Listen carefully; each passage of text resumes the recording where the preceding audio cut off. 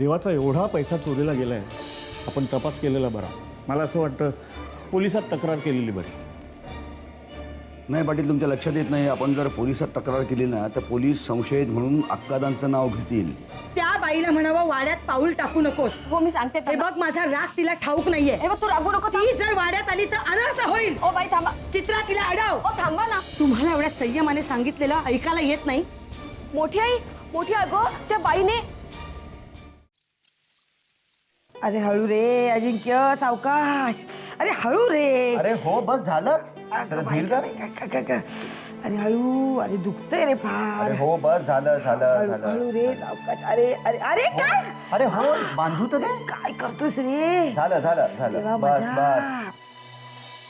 म्हणतात ना, प्राणावर बेतलं पण शेपटावर निभावलं. शेपटावर की पायावर? तू मेल्या माझी थट्टा करू नकोस. बरं पाय खाली. अरे सांभाळ. अरे Very good. परमेश्वरा. अरे ग नाही रे सोनूत. ती डोकं दुखतंय का? आम्ही चेपून देऊ? हा, कर्म माझं. इथे माझ्या पायाचा तुकडा पडलाय आणि म्हणे डोकं दुखतंय का? पायाला लागलाय? काय ग? अरे बापरे, केवढं लागलंय? कसं लागलंय? अरे ती सटवी आली आहे ना घरात, आनंदिका कोण, तिने ढकललं रे मला. त्या बाईने तुला ढकललं? कुठे आहे ती? अरे पार स्वयंपाक घरापर्यंत गेलीये आणि मलाच विचारतोय कुठे आहे ती. म्हणतात ना, तू काही म्हणू नकोस, आम्ही पाहतो काय करायचं. तू पायाची काळजी घे. डॅड चल सांभाळ जरा. हो देवा, आग लागली तिच्या तोंडाला. मीला सज्जन कुठे उडकला कोणाच ठाऊक. मलाच बघायला हवं. अरे परमेश्वरा, काय रे दिवस दाखवतोयस.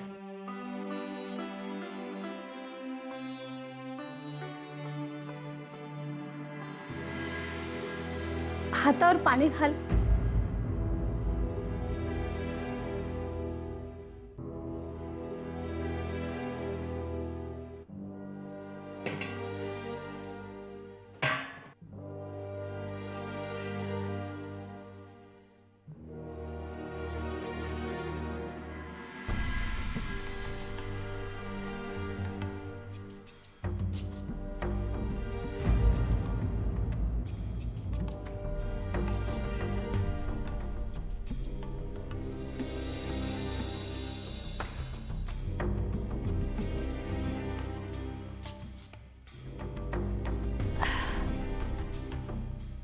वाह, छान. समाधान वाटलं. बरं होतं जेवण. घे.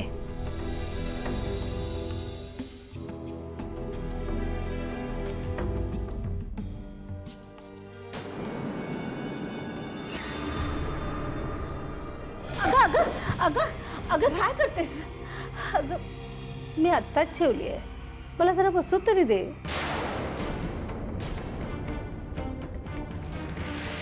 अगं अगं अगं सोड. अगं सोड हात माझा. अचानक काय झालं तुला? आत्ता तर चांगली होती, मला जेवायला वाढत होती आणि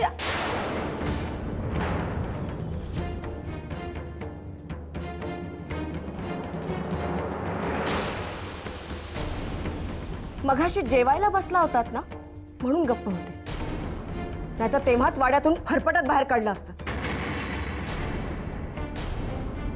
वाड्यात आलेली व्यक्ती उपाशीपोटी बाहेर जाता कामा नये असे संस्कार केलेत अक्कादांनी आमच्यावर.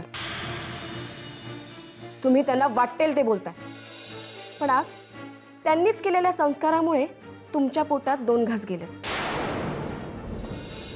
आणि हो, अक्कादांनी कधीही कुठल्याही पाहुण्याला उपाशीपोटी जाऊ दिलं नाही. मी कुणी पाहुणी नाही इथे. हा माझा हक्काचा वाडा आहे. तुम्ही आश्रित आहात.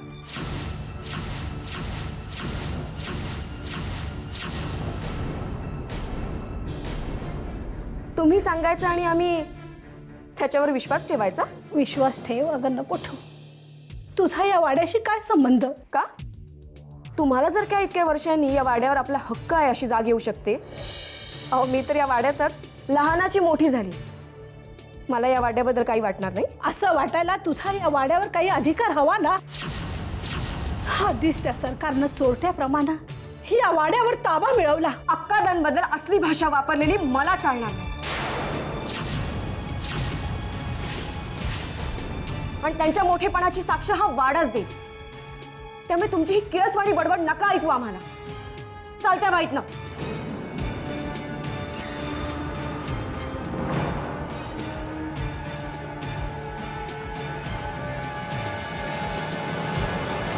मी या वाड्याची मालकीण आहे. माझ्या वाड्यात कसं वागायचं हे सांगणारी तू कोण? तुला काय अधिकार मला बोलायचा? मी या वाड्याची लेक आहे, अक्कादांची लेक आहे. आणि म्हणूनच तुम्हाला सांगते, चालत्या भाईत ना. आयत्या वेळात नागोबा तसे तुम्ही आहात या वाड्यात. तुम्हाला कसले आलेत अधिकाराने हक्क? तुम्ही सगळे चोर आहात, चोर. तुम्हाला कसले आलेले अधिकाराने हक्क? तुम्ही सगळे चोर आहात, चोर. तुमच्या त्या सरकारचा या वाड्याशी काडी मात्रही संबंध नाही. मी लहान होते, पण मला सगळं कळत होतं. माझं लहानपणीच लग्न झालं. त्यावेळी मोठ्या प्रमाणामध्ये गावात लेकची साथ आली होती. आणि त्याच वेळी माझ्या घरातले एक एक माणसं मरत होती. मी विधवा झाले. नवरा बायकोचं नातं काय असतं हे कळण्याआधीच माझ्या नशिबी वैधव्य आलं. आणि त्याच वेळी तुमचा तो सरकार या गावात आला. आयत्या मिळालेल्या वाड्यावर कब्जा केला. दिसायला बाई आणि वागायला पुरुष असल्या या भलत्याच माणसानं दैवी शक्तीचे दाखले देऊन गावकऱ्यांना भुरळ पडले. तो पुरुष आहे की बाई का तृतीयपंथी कुणालाच माहित नाही. हा माझा वाडा, हे माझं कुटुंब असं म्हणणाऱ्या सरकारला पोरं कशी असणार? तुमचा आजापंजा कोण? कुणाच्या कुठे तुमचा जन्म झाला हे तुम्हाला तरी माहित आहे का? सोंग आहे हे, ढोंगी आहे तुमचं सरकार. बस बस, खूप ऐकून घेतलं तुमचं. हे बघा बाई, तुमच्या सगळ्या प्रश्नांची उत्तरं तुम्हाला मिळतील. तुम्हाला तुमचा अधिकारही मिळेल. पण त्यासाठी तुम्हीच आनंदीबाई बिवलकर आहात हे तुम्हाला सिद्ध करावं लागेल. काय सिद्ध करायचंय? काय सिद्ध करायचंय? जे माझं आहे तेच. या वाड्याच्या खानाखुणा सगळ्या जिथे ते तिथे आहेत. सगळ्या दाखवू शकते मी तुम्हाला. ते अंगणातलं मोठं झाड फार जुनं आहे. त्या झाडाला आम्ही चोका बांधत आणि सायंकाळ होईपर्यंत आम्ही खेळत असं. जेव्हा आई तुळशीला दिवा लावायला यायची तेव्हा ती आम्हाला घरात हकलायची. माझे काका आणि माझे वडील या हॉलमध्ये सायंकाळी जेवणानंतर दोघंही बसायचे. त्यांच्या गप्पा रंगात यायच्या. आणि माझे आजोबा वरच्या खोलीत राहायचे. त्यांची खोकल्याची उबळ आली की सगळेजण वर बघायचे. ते इथपर्यंत ऐकायला यायची. आणि माझा भाऊ, हे बघा, ही माझी खोली, ती माझ्या भावाची खोली आणि ती काकांची खोली आणि हे स्वयंपाकघर. आणि सगळ्यात महत्वाचं म्हणजे माझ्या लहानपणाच्या आठवणी या वाड्यात साठवलेल्या आहेत. आणखी काय सिद्ध करायला हवं? ती जी अंधाराची खोली आहे त्यात काही नाही. तुमच्या त्या सरकारनं लपण्यासाठी तयार केलेली जागा आहे. त्यात तुम्ही जायला घाबरता. चला, मी उघडून दाखवते ती खोली. थांबा, तुम्ही नाही जाऊ शकत त्या खोलीकडे. का? कारण फक्त अक्कादा जायच्या त्या खोलीत.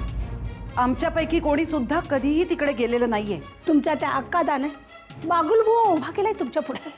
मी सारी लबाडी बाहेर काढते.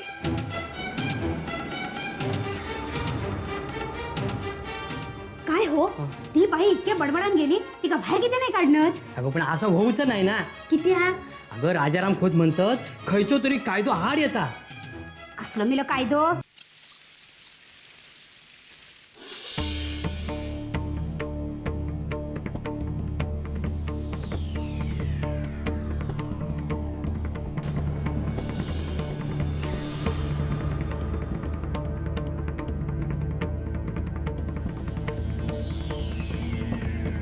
तुमचे ते सरकार इथे प्रार्थना करत होते ना, हे आमचं कोठार होतं.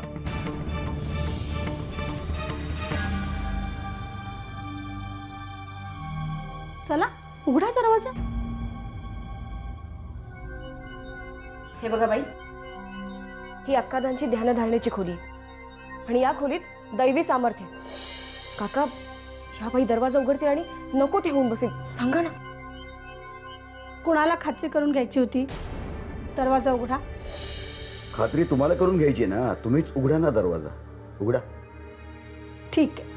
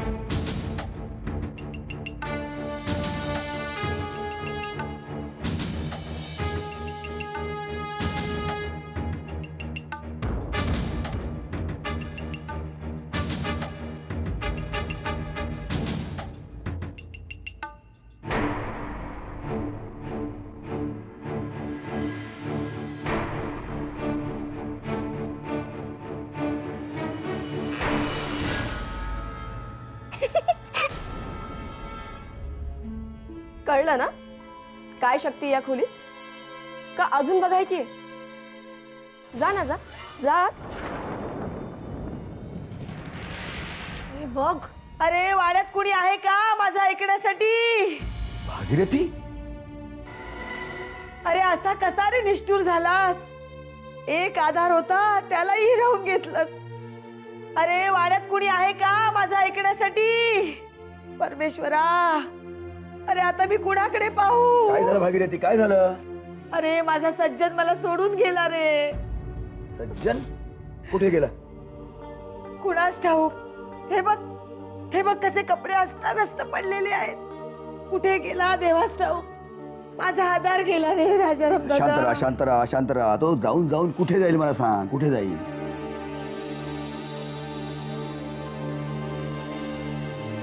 काय ग? हा? सज्जन काका अक्कादांना शोधायला गेलाय.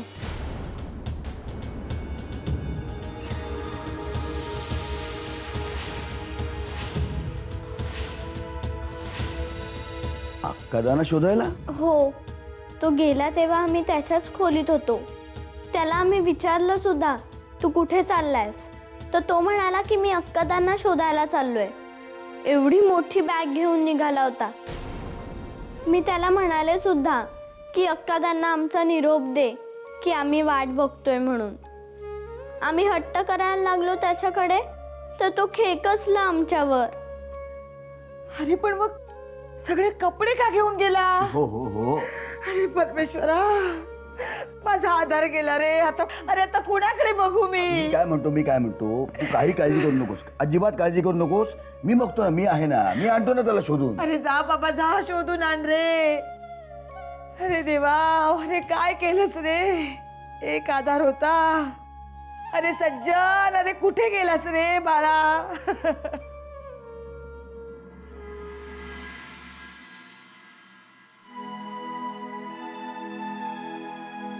अजिंक्य, कुठे गेले सगळे? आणि वाड्यात कोणीच कसं नाही? कुठून आयुष्याची सुरुवात केली होती आणि कुठे येऊन थांबलंय हे सगळं. किती स्वप्न पाहिली होती, सगळेच विस्कटत गेली. असं का होतं ग चित्रा?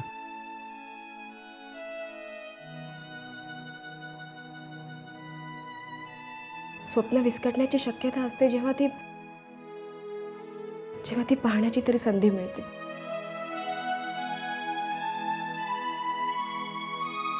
चित्रा,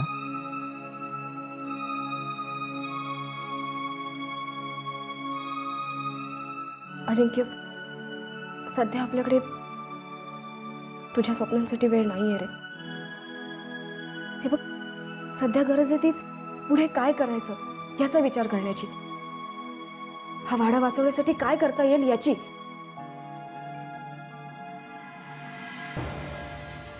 तुला वाटतं का चित्रा हा वाडा वाचवता येईल अक्कादांशिवाय? निदान प्रयत्न तरी करायला हवेत. अरे तरच अक्कादा साथ देतील. हो, त्या जरी इथे नसल्या ना तरी मला माहिती त्या कुठून तरी आपल्याला पाहतात आणि आणि त्या नक्कीच आपल्याला मदत करतील. खरंच चित्रा, जर तुझ्यासारखा भाबडा विश्वास ठेवता आला असता तर किती चांगलं झालं असतं ना. नको ठेवूस, पण निदान त्या बाईला या वाड्याबाहेर काढायला तरी मला मदत करशील. मला तर हेच कळत नाहीये, अचानक ही बाई कशी उगवली, तेही अक्कादा नसताना. तेच तर, म्हणजे गावातलंच कोणीतरी तिला सामील असलं पाहिजे जो तिला इथली माहिती देतोय. गावातलं कोण? एक व्यंकटेश काका सोडून इतक्या टोकाचं या वाड्याच्या विरोधात दुसरं कोण आहे? चित्रा, ती बाई इथे आल्यापासून व्यंकटेश काका या वाड्यात भटकला सुद्धा नाही. तेच ना, कोणाला संशय येऊ नये म्हणून असेल. मला सांग, त्या बाईला या वाड्याबद्दलची इतकी माहिती कशी रे? ती स्वतःच तर म्हणाली ना मी या वाड्यात राहिली आहे म्हणून. अरे पण ती जे काय सांगतेय त्याला किमान 50 वर्ष तर झाली असतील. मग वाडा तेव्हापासून असाच आहे, गरजेनुसार बदल झालेच नाहीत का? मला आठवत आहे ना, माझ्याच लहानपणी या वाड्यामागे कितीतरी नारळाची झाडं होती, ती आता नाहीये. आणि आत्ताची मुलींची खोली तेव्हा नव्हती, मग तिला हे सगळं कसं माहीत? मला तर शंकाच आहे की आनंदीबाई पिवलकर नावाची बाई होती की नव्हती. पण 7-12 तिचं नाव आहे. अरे व्यंकटेश काकाला हे कठीण आहे काय सगळं करणं? तो तलाठी त्यांच्याच हातातला आहे. म्हणजे तुला म्हणायचं आहे की व्यंकटेश काकांनी हे सगळं रचलं? हो आपल्याला इथून बाहेर काढायला? हो य कसं शक्य आहे हे चित्रा? काकांना कसं कळलं की अक्कादा इथे नाही आहेत किंवा त्या गायब होणार आहेत? आणि अक्कादा गायब झाल्या झाल्या एखाद्याला तयार करून इथे आणणं काय सोपं आहे का? अक्कादा गायब झाल्या झाल्या एखाद्या व्यक्तीला इथे उभं करणं सोपं नाही. पण जर का अक्कादांची गायब होण्याची वेळ त्यांनी ठरवली असेल तर?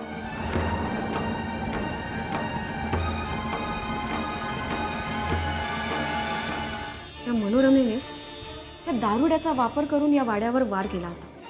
आता आपण तसाच वार तिच्यावर उलटून लावूया. या वाड्यावर हक्क सांगते. हा वाडा काय वर जाताना बरोबर घेऊन जाणार आहेस? जनाची नाही निदान मनाची तरी बाळगावी माणसाने. ते माझं मी बघे.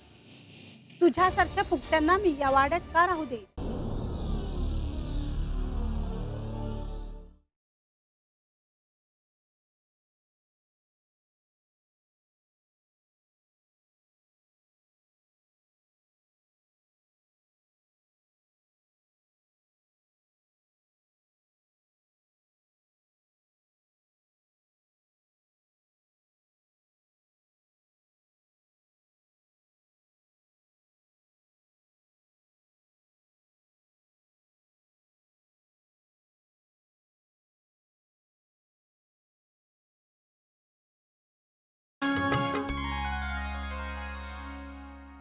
मला तर हेच कळत नाहीये, अचानक ही बाई कशी उगवली, तेही अक्कादा नसताना. तेच तर, म्हणजे गावातलंच कोणीतरी तिला सामील असलं पाहिजे जो तिला इथली माहिती देतोय. गावातलं कोण? एक व्यंकटेश काका सोडून इतक्या टोकाचं या वाड्याच्या विरोधात दुसरं कोण आहे? चित्रा, ती बाई इथे आल्यापासून व्यंकटेश काका या वाड्यात भटकला सुद्धा नाही. तेच ना, कोणाला संशय येऊ नये म्हणून असेल. मला सांग, त्या बाईला या वाड्याबद्दलची इतकी माहिती कशी रे? ती स्वतःच तर म्हणाली ना मी या वाड्यात राहिली आहे म्हणून. अरे पण ती जे काय सांगतेय त्याला किमान 50 वर्ष तर झाली असतील. मग वाडा तेव्हापासून असाच आहे, गरजेनुसार बदल झालेच नाहीत का? मला आठवत आहे ना, माझ्याच लहानपणी या वाड्यामागे कितीतरी नारळाची झाडं होती, ती आता नाहीये. आणि आत्ताची मुलींची खोली तेव्हा नव्हती, मग तिला हे सगळं कसं माहीत? मला तर शंकाच आहे की आनंदीबाई पिवलकर नावाची बाई होती की नव्हती? अगं पण 7/12 वर तिचं नाव आहे. अरे व्यंकटेश काकाला हे कठीण आहे काय सगळं करणं? तो तलाठी त्यांच्याच हातातला आहे. म्हणजे तुला म्हणायचं आहे की व्यंकटेश काकांनी हे सगळं रचलं, हो आपल्याला इथून बाहेर काढायला. हो य कसं शक्य आहे हे चित्रा? काकांना कसं कळलं की अक्कादा इथे नाही आहेत किंवा त्या गायब होणार आहेत? आणि अक्कादा गायब झाल्या झाल्या एखाद्याला तयार करून इथे आणणं काही सोपं आहे का? अक्कादा गायब झाल्या झाल्या एखाद्या व्यक्तीला इथे उभं करणं सोपं नाही. पण जर का अक्कादांची गायब होण्याची वेळ त्यांनी ठरवली असेल तर?